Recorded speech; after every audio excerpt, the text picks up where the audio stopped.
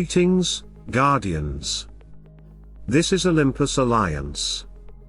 Today, we're starting something a little different, and honestly, something long overdue. Instead of focusing on full teams or single hero guides, we're launching a new series dedicated entirely to talismans. Not just what they give on paper, but how they actually change the way a hero plays, and most importantly, which talisman makes sense depending on your goal. Because here's the truth. Talismans are the only resource in hero wars that can be swapped freely. Everything else, skins, artifacts, glyphs, once you invest, you're locked in. Talismans are your tactical lever. They let you adapt, adjust, and sometimes completely redefine a hero's role from one fight to the next.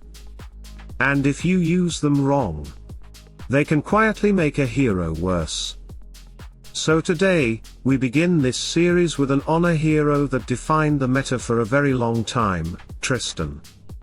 Now, if you've been playing for years, you already know this name carries weight. Tristan was once the backbone of countless offensive and defensive setups. He ruled armor penetration comps. He shaped how physical teams were built.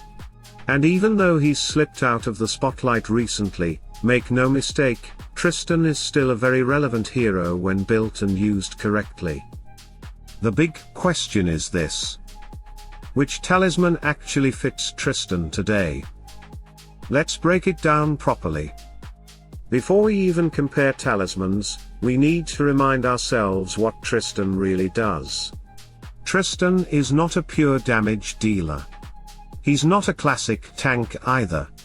His true identity is something in between, an armor penetration engine that enables physical teams to break through defenses. Almost all of his active skills scale with physical attack, but the scaling is modest. We're talking numbers in the range of 10 to 25%.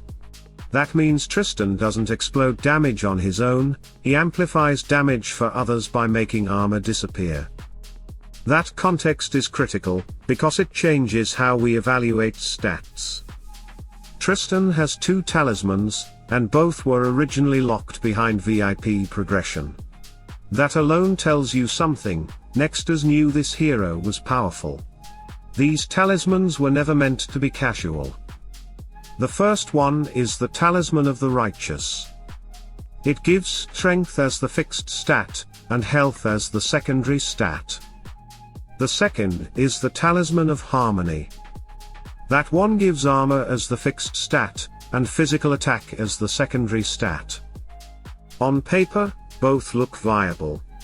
And this is where many players stop thinking, they just read stats and assume more damage must be better. But Olympus Alliance doesn't stop at the surface. Let's talk about how Tristan is actually used in 2026. These days, Tristan is very often placed in the frontline. Not because he's a natural tank, but because teams need a durable armor penetration source that survives long enough to matter. When Tristan dies early, your entire physical core collapses. And this is where the first talisman starts to shine. The strength and health combination gives Tristan a massive survivability boost. We're talking over 200,000 extra health when fully upgraded and rolled correctly. That's not a small bonus, that's the difference between Tristan being erased instantly and Tristan standing long enough to do his job. With this talisman, Tristan becomes what many players now rely on him to be. A functional frontline bruiser that strips armor while soaking pressure. Yes, this setup weakens his fourth skill slightly, because that passive boosts heroes in front of him. But in most modern teams, that's irrelevant. If Tristan is the front hero, there is no one in front of him to benefit anyway. And even in the few cases where you pair him with a jumper like Kayla, things have changed. Kayla no longer needs Tristan's armor penetration the way she once did, her own talisman and skins already cover that gap. So that old synergy, while iconic, is simply less important today. Now let's look at the second talisman. Armor plus physical attack sounds aggressive, and in some setups, it absolutely is. This talisman pushes Tristan into a secondary damage role, where he contributes more directly to damage output rather than just enabling others.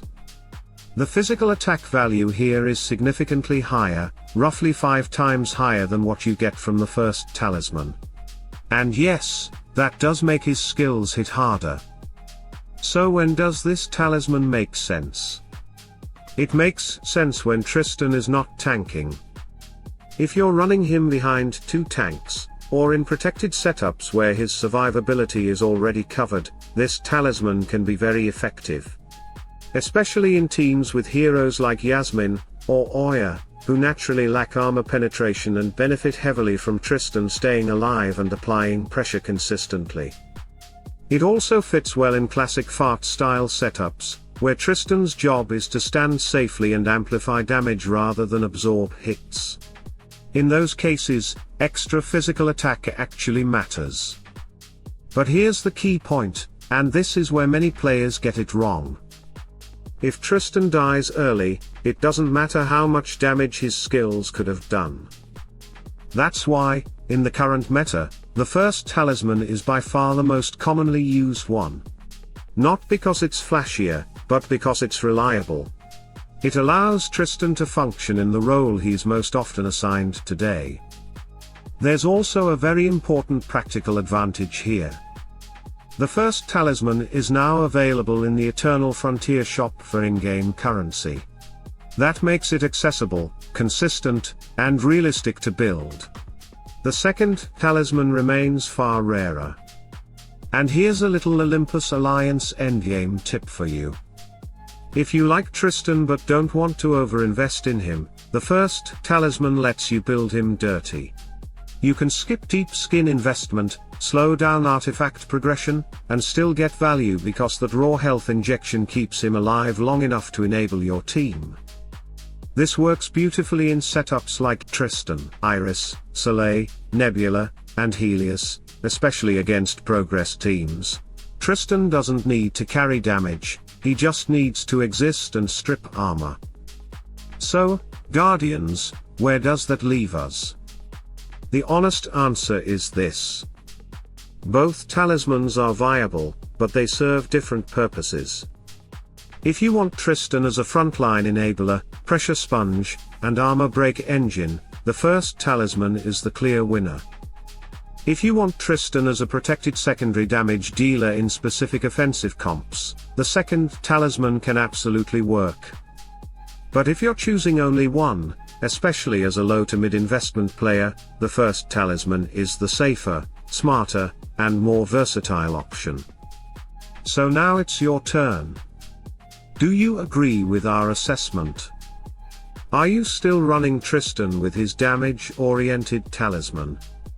Or have you already shifted him into a tank enable role? Let us know in the comments, and tell us which hero you want us to cover next in this talisman series. Stay sharp, Guardians. And as always, salute and friendship.